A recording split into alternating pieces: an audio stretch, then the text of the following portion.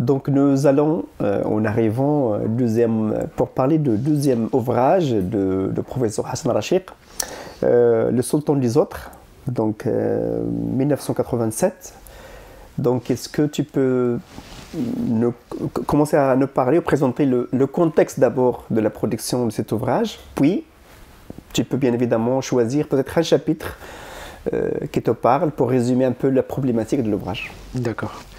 Alors, le Sultan des autres, le livre Le Sultan des autres, bon, il est imbriqué. Il est un peu imbriqué avec le livre Sacré Sacrifice parce que je me suis également intéressé au Moussem de Sidi Chmarouch, mais en rapport avec le Ma'rouf. Ce que j'ai constaté lors de l'observation de Moussem de Sidi Chmarouch en 1985, c'est la première fois que je l'observe, en 1985, c'est qu'il y a le partage de la viande de la vache chaque année. On partage la viande. Et puis, mais la viande qui est répartie selon les foyers, ou selon les petites familles, je vais parler de cette distinction par la suite, cette viande-là, elle est consommée individuellement et en privé. Et donc, ça m'intéressait de voir quels sont les rituels où c'est la communauté qui mange ensemble et les rituels où la victime qui appartient à la communauté, qui est répartie par la communauté, est consommée individuellement. Donc, au début, c'était une comparaison avec le Ma'rouf, toujours en termes de consommation, de sacrifices, comment les sacrifices sont consommés. Puis, par la suite, je me suis dit, bon, il y a à un moment, on va dire, lorsque j'étais en train de rédiger, peut-être même avant, je commençais à être mal à l'aise avec l'approche structurale. J'avais lu le livre de Jacques Gaudy sur l'écriture, sur l'effet de l'écriture, la raison graphique, en anglais The Domestication of the Savage, et je commençais à m'interroger sur l'écriture, sur la pertinence de décrire une culture en deux colonnes, avec des oppositions relativement tranchées, rigides. Est-ce que les gens pensent comme ça en termes de colonnes? Est-ce que c'est moi qui introduit une raison graphique? Donc je commençais à être relativement mal à l'aise là-dessus. Et donc si je continuais surtout avec le Sultan des autres, avec le Moussem de Sidi Chmarouch, les enjeux économiques étaient beaucoup plus clairs, les conflits étaient beaucoup plus clairs que ne l'était le Ma'rouf. Je suis content de l'avoir fait, et je le dis toujours à mes étudiants, lorsque les choses se compliquent dans une thèse, dans un livre, il vaut mieux arrêter. Terminer le premier projet, ne pas imbriquer un sous-projet dans un projet. Donc j'ai arrêté au Ma'rouf, même si je l'ai comparé avec Sidi Chmarouch, et je me suis dit, cette question-là, le Moussem mérite un livre à part. J'aurais pu mettre les deux dans ma thèse. Alors j'ai commencé en 85, j'étais obligé de l'observer au moins 3 fois, parce que chaque année, il y a un village, à tour de rôle, qui célèbre le Ma'rouf. Donc honnêtement, je devais observer le village A, le village B, le village C, etc. Donc en fin de compte, c'était 4 fois, parce que je considérais que la première observation était une observation qui était faite pour le Ma'rouf et pas pour l'étude du Moussem. Donc 87, 88 et 89, j'ai observé le Ma'rouf. C'est intéressant parce que l'approche est totalement différente. Le Moussem de Sidi Chmarouch, c'est un enjeu économique. Le Ma'rouf, il n'y a pas d'enjeu, donc les gens sont là. Même s'il y a des enjeux, c'est des enjeux vraiment très, très, très bénins. Donc c'est pas... Donc il y avait le sacrifice au sanctuaire de Sidi Chmarouch. Il y avait la question de qui y a droit à ces sacrifices. Traditionnellement, c'était un lignage qui est composé de 5 familles qui s'accaparaient ou qui détenaient les sacrifices pendant une année, sauf traditionnellement une semaine avant le Moussem de Sidi Chmarouch et une semaine après le Moussem de Sidi Chmarouch. Où c'est la tribu qui monte, qui s'accapare les sacrifices et puis qui collecte de l'orge pour acheter la victime. C'était à l'époque. Et donc, petit à petit, le prix de la victime commençait à augmenter. Et la tribu commençait à dire, bon, il y a l'argent du sanctuaire, il n'y a pas de raison pour qu'un lignage s'accapare cet argent. Il faudra qu'on revoie un peu les règles de la répartition. Il y avait un conflit qui a duré une dizaine d'années, et le résultat, c'était 4 mois pour la tribu et 8 mois pour le lignage des servants. Mais les membres du lignage des servants disent en rigolant 4 mois pour la tribu, 4 mois pour le lignage et 4 mois pour la neige. Parce que Sidi Chmarouch, il a à peu près 3000 mètres d'altitude. Donc pendant 4 mois, il n'y a pas de sacrifice, il n'y a pas de pèlerinage, il n'y a pas de pèlerin. Donc c'est le vide, d'après eux. Donc déjà, la question n'est plus en termes symboliques, qui sacrifie, comment sacrifier, quelle est la communauté, qui sont des questions bien sûr qui sont appropriées au Marouf. La question maintenant est devenue un enjeu, la question est en rapport avec un enjeu économique. Ce n'est pas qui sacrifie, comment on consomme les sacrifices, c'est que deviennent les sacrifices une fois abandonnés par les pèlerins. Oui. Bien sûr. Où est-ce qu'ils vont? Il y a une partie qui va vers le lignage avec des règles de tour de rôle entre eux, donc c'est pas la peine de tout détailler. Et puis, il y a la tribu. La tribu a commencé au départ avec 1 mois, puis 2 mois, puis, comme j'ai dit tout à l'heure, avec 4 mois. Bref, le plus important, c'est dans le livre, c'est les conflits, c'est expliquer le conflit, mais qui ont des enjeux matériel. C'est pas le sacrifice en tant que symbole, c'est pas le sacrifice en tant qu'accumulant, c'est le sacrifice en tant qu'objet. C'est des bougies, de l'argent, de la viande, etc. Ça, c'est important. Disons, pour moi, pour dire, bon, au moins, ce type de sacrifice me permet de poser des questions en termes sociologiques, en termes de sociologie des conflits, et pas uniquement en tant qu'approche symbolique, approcher le rituel comme des textes. Non, approcher comme un enjeu.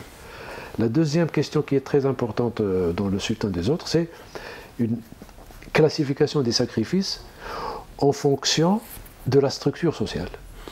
Bien sûr. C'est-à-dire, là où la tribu contrôle les sacrifices, la tribu applique des règles politiques. Par exemple, le partage de la viande qui se fait chaque année, chaque 3 ans par rapport au village, mais chaque année par rapport à la tribu, qui se fait chaque année, il y a une distinction entre ce qu'on appelle la tasrart, en berbère, le lot,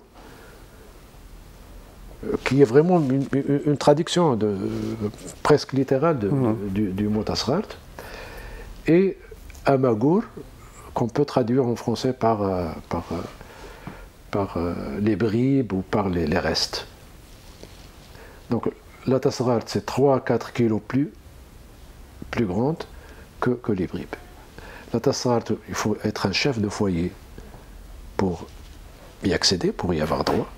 Un chef de foyer, c'est un chef de famille dont le père est décédé. C'est-à-dire que vous pouvez, vous, jeune chef de famille, avoir une maison autonome, être guide de touristes, avoir sa propre cuisine, son propre revenu, etc. Mais rester au point de vue de la communauté comme étant un chef de second ordre, chef de famille, pas un chef de takat, pas un chef de foyer.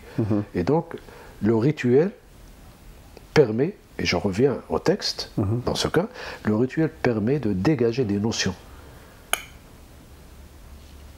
Tasrart, chef de famille, les bribes, les jeunes chefs de famille autonomes, dont le père est encore vivant.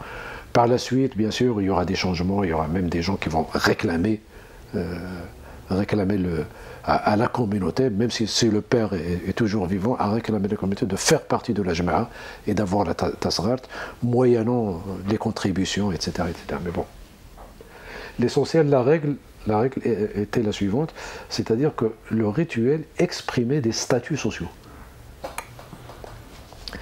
Quand j'ai fait un saut dans la Grèce antique, moi je trouve dans la cuisine du sacrifice, tel que analysé par Marcel Détienne et d'autres hellénistes, que là également, dans la Grèce antique, nous trouvons cette manière de distinguer entre le citoyen et l'étranger, entre l'étranger et le métis, et que le sacrifice était une occasion pour définir ces statuts.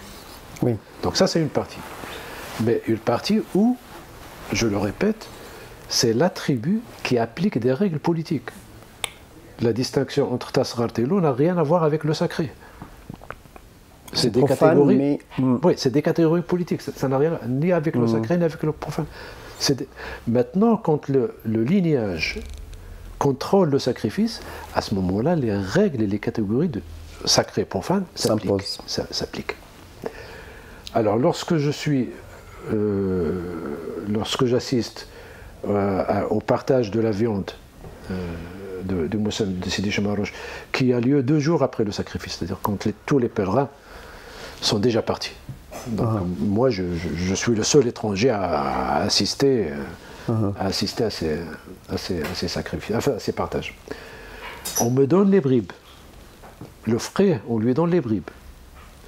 Mais ça, c'est par respect. C'est-à-dire, bon, on ne t'en donne jamais la tasghart. La tasghart, c'est réservé au chef de foyer. Catégorie 2, voilà. Mais quand je suis au sanctuaire, quand j'assiste à des sacrifices, et quand le partage se fait à part égale, il y a 15 assistants, il y aura 15 parts. Il y a 30 assistants, 30 parts. À ce moment-là, j'ai ma part comme les autres. Et c'est la notion de baraka qui prime. C'est-à-dire, chacun doit avoir la même quantité de baraka, tout assistant doit avoir la même quantité de baraka. Donc, la morale un peu de tout cela, c'est que même ce qu'on appelle le sacrifice sanctifiant, il y a une structure sociale. Pour qu'il y ait une structure sanctifiante, c'est-à-dire basée sur l'opposition sacrée et profane, il faut qu'il y ait une structure, une hiérarchie entre le commun des mortels et un lignage desservant un lignage sacré. Chaque fois qu'il y a un lignage sacré, un muqaddam, une strate, en Inde les brahmanes, d'accord. Chaque fois qu'il y a une structure où il y a des spécialistes du rituel, des spécialistes du religieux et le commun des mortels, il y a de fortes chances qu'on applique l'opposition sacré-profane au sacrifice. Mais ce n'est pas une règle générale, comme l'affirmait Hubert Mons dans leur article sur la théorie de la sacrifice, où le sacrifice est réduit uniquement à une seule catégorie, le sacré et le profane. Donc là, les hellénistes m'ont précédé. Bon, je ne les ai pas lus à l'époque, je les ai lus plus tard.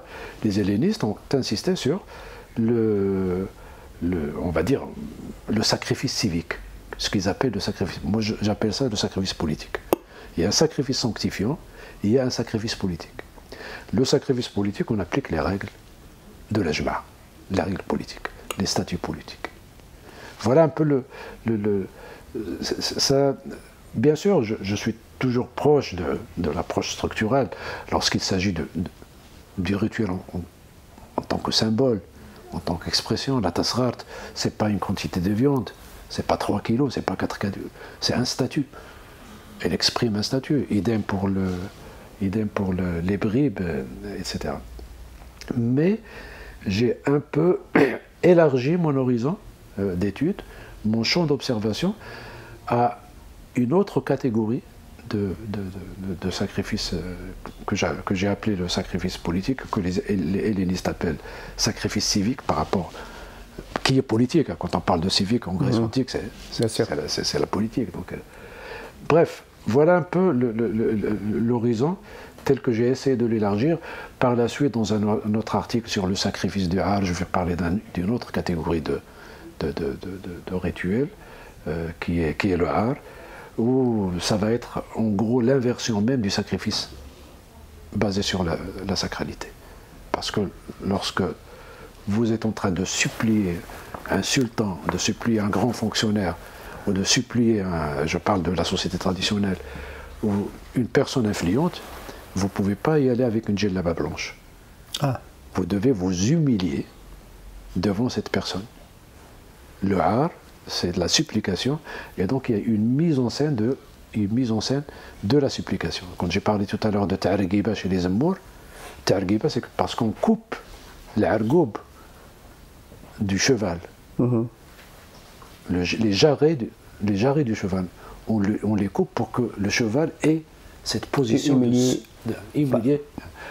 Et donc, quand tu dis, bon, dans la théorie du sacrifice et du sacré, il faut parfumer la vache, il faut lui appliquer des rituels, il faut la consacrer, la sacraliser, et puis vous avez des rituels où la victime est soit humiliée, soit vraiment mutilée et amputée. Donc, juste pour dire qu'il y a des modèles de sacrifice, il n'y a pas un seul modèle, comme ont essayé plusieurs chercheurs, soit sur le don, soit sur le sacré et le profane, soit sur autre chose, soit sur le rachat. À chaque fois, il y a juste un principe. Moi, je me dis que les humains sont assez inventifs pour ne pas être prisonniers d'un seul modèle de sacrifice.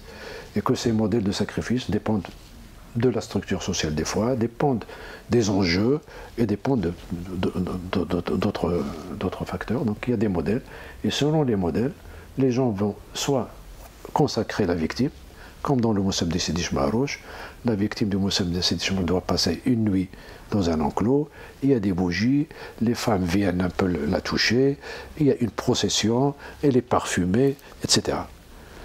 La victime du Marouf, c'est une victime profane. Bon, moi j'étais très surpris la première fois quand j'ai vu la personne en train de donner un coup au bouc. Qu'est-ce que... j'ai compris par la suite, bon, c'est pas le prisme. On n'y va pas avec le prisme du Moussem de Sidi Chmarouch où la victime est consacrée. Là, c'est une victime comme toutes les autres. Et elle va devenir sacrée une fois égorgée, mais pas avant. Donc essayez tout simplement sur le plan éthique, c'est très important parce que les gens ne sont pas prisonniers, ils sont libres de choisir entre 2-3 modèles. Et des fois, je suis surpris parce que les mêmes personnes qui sont individualistes lors du Moussem de Sidi Chmarouch sont communautaires et collectivistes. C'est les mêmes personnes. Ailleurs. C'est les mêmes personnes. C'est pas un changement de culture. Est-ce que cela, permets-moi de demander juste la question, est-ce que cela permet, demande une forte compétence de description chez le chercheur pour faire attention à ce type de petites choses marginales qui sont là et qui peuvent changer bien évidemment la donne pour comprendre et interpréter le rituel. Oui, quel est ce degré de description, de compétence, de description, de voir, d'observer? Il n'y a pas de recette. Il n'y a pas de recette. Bon, à partir de mon expérience, tout ce que je peux dire, c'est que il faudrait pas lâcher une enquête. Moi, je suis hanté par mon enquête. C'est-à-dire que des fois, je rumine tout. Et je dis, hop, là, j'ai raté quelque chose. Je le note, etc. Donc, il y a une certaine régularité dans la réflexion par rapport à un sacrifice ou une enquête, peu importe. Deuxièmement, il faudra écouter les gens. Il faudra tout simplement écouter les gens, parce que lorsque vous écoutez les gens, comme tout à l'heure, quand j'ai dit « Hatil Ma'rouf Ayed », ça peut passer inaperçu pour quelqu'un d'autre. Oui. Mais moi, je suis déjà travaillé par la comparaison.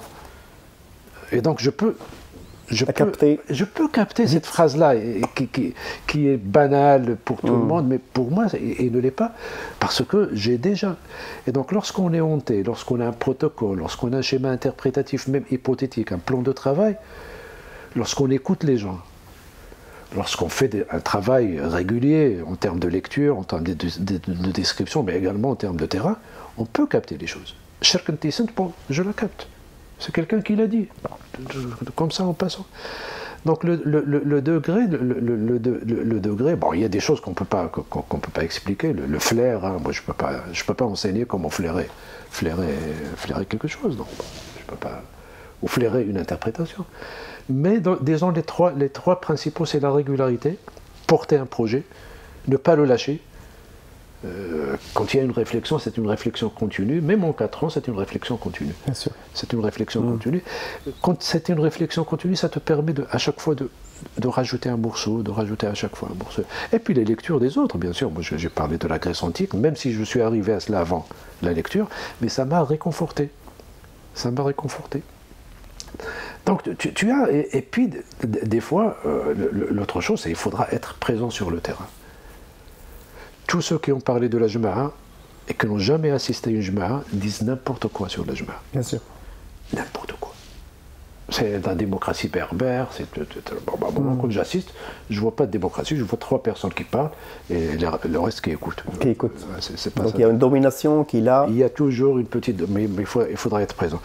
Lorsque, en 1988, j'ai assisté à un Moussem, il y avait un débat sur une personne. Est-ce qu'elle devait avoir la tassarat, l'olo, ou les bribes, ou rien du tout. Parce qu'il était considéré comme étranger. Carrément. Étranger. Alors il se trouve que cet étranger-là, il y avait un oncle, Khalou, un oncle maternel dans l'assemblée.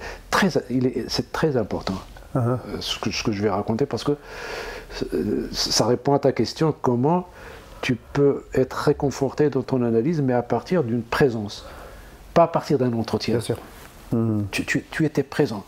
Et donc, c'était vraiment l'agora grecque. Une question juridique et politique est posée. Comment faire avec cette personne X qui est étranger, J'explique les différentes. Il est étranger parce que sa mère, qui est du village, est allée se marier ailleurs, décédé, le père décédé, il est retourné au village de sa mère. Et sa mère, il a une propriété là-bas. Donc il irrigue. Quand il irrigue, s'il y a des sanctions, il y avait des sanctions à l'époque, donc il a été sanctionné. On ne sanctionne pas les étrangers. Les étrangers n'ont pas droit à la terre, ils n'ont droit à rien. Et puis, comme il y avait un autre conflit, et comme il avait un troupeau, donc il était obligé, enfin la communauté a obligé tous les détenteurs de troupeaux, petits rumineux, de contribuer au financement des déplacements de la Jama'a, au prorata des têtes du troupeau. Tu as 20 têtes, tu vas payer 20x, 20 dirhams ou 20 fois 2 dirhams ou 3 dirhams. Et son oncle maternel a dit, écoutez, quand c'est chaud, vous le comptez. Quand il s'agit de sanctions, vous le comptez. Quand il s'agit de contribuer au conflit, vous le comptez. Et quand il s'agit de bénéficier de la tasserat, vous ne le comptez pas. Et d'autres ont fait des plaidoiries contraires, il fait partie, etc.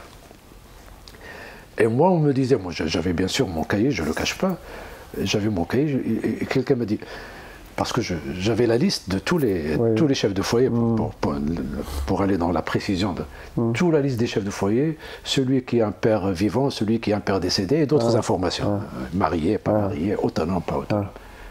Et il m'a dit, tu l'enregistres. J'ai dit non.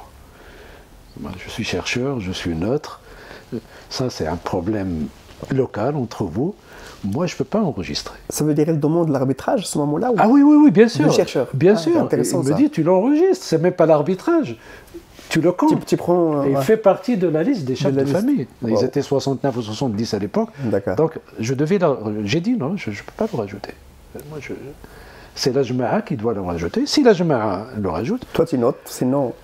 Et c'est parti. On n'a plus parlé pendant 3 heures, 4 heures de ce cas, jusqu'à la fin où il a obtenu une tasserat. Finalement.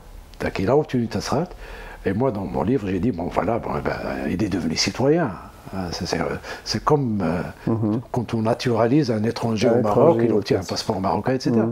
Mais ça se passe au niveau rituel. Ça ne se passe pas au niveau du discours. C'est pas il y a une charte qui définit qu'est-ce que c'est qu'un citoyen. Non, ça se passe au niveau du rituel. Voilà. Merci.